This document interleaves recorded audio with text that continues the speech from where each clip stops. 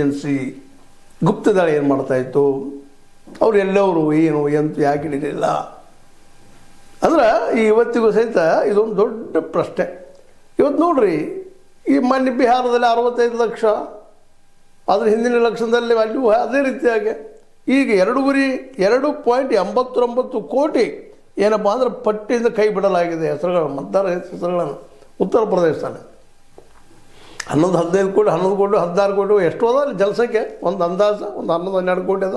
ಅದರಲ್ಲಿ 2.5 ಕೋಟಿ ಅಂದರೆ 3 ಕೋಟಿ ಸಮೀಪ ಎಲ್ಲರೂ ಹೊರಗಿಂದ ಬಂದವರು ಒಳಗೆ ಸೇರಿದಾರ. ಅವ್ರು ಹೇಳಿದ್ರೆ ಇಲ್ಲಪ್ಪ ಸತ್ತಾರ ಮಾಡಿದಾರೆ, ಅವ್ರು ಸತ್ತವ್ರು ಲಿಸ್ಟ್ ಕೊಡ್ರಿ, ಸಿಕ್ತು ಅಡ್ಡಿ ಇಲ್ಲ. ಮುಂದೆ ಬೇರೆ ಕಡೆ ಹೋದಾಗ ದುಡಿಲಿಕ್ಕೆ ಹೋಗಿರ್ತಾರೆ ಶಾಶ್ವತವಾಗಿ ಒಂದು ಕಡೆದು ಬಿಟ್ಟು, ಅದನ್ನು ಕೊಡ್ರಿ, ಇಲ್ಲ ಎಲ್ಲಿ ಹೋಗಿದ್ದಾರೆ ಅವರು, ಯಾರು ಹೋಗಿದ್ದಾರೆ, ಕೀಲಿದ್ದು ಹಾಕಿದ್ದಾರೆ, ಅಡ್ಡಿ ಇಲ್ಲ. ಆದರೆ ಈ ಒಳಗೆ ಬಂದಾರ ಅಂತ ಹೇಳ್ತಾ ಇದ್ರಲ್ಲ, ಒಬ್ಬರು ಇದುವರೆಗೆ ಯಾರು ಹೆಸರು ಕೊಟ್ಟಿದ್ದೀರಿ, ಎಷ್ಟು ಮಂದಿ ಅಂದಾರ ಅದ್ರಾಗ ಒಳ ನುಸುಳುಕೋರರು.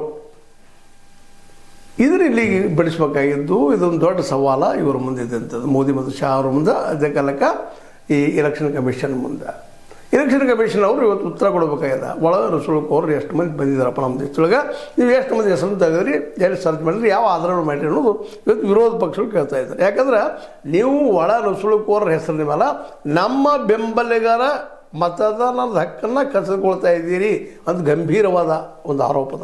ಇದು ಭಾಳ ಗಂಭೀರವಾಗಿ ಹೋಗ್ಬೇಕಾದ ಆರೋಪ ಇದು. ಇವತ್ತು BJPಗರಿದ್ದಾರೆ ಅಥವಾ ಮೋದಿ ಶಾ ಇದ್ದಾರೆ, ಅವರು ಓಟ್ ಹಾಕೋರಿಗೆ ಇಟ್ಕೊಂಡ್ರೆ ನಾಳೆ ಬಂದು ಕಾಂಗ್ರೆಸ್ಸಿಂದ ನಾಳೆ ಗೆದ್ದಪ್ಪ ಎಲ್ಲ ಕಡೆ, ಅವ್ರ ಬಂದು ಅವರು ಅದು ಕಟ್ ಮಾಡ್ಲಿಕ್ಕೆ ಶುರು ಮಾಡಿದ್ರೆ ಈ ದೇಶದಲ್ಲಿ ಮತದಾರ ಇಲ್ದಂಗೆ ಆಗೋವಂಥ ಪ್ರಸಂಗ ಬರ್ತದೇನೋ ಅಂತ. ಎಲ್ಲರೂ ವಲಸೆ ಕೋರರಪ್ಪ, ವಲಸೆ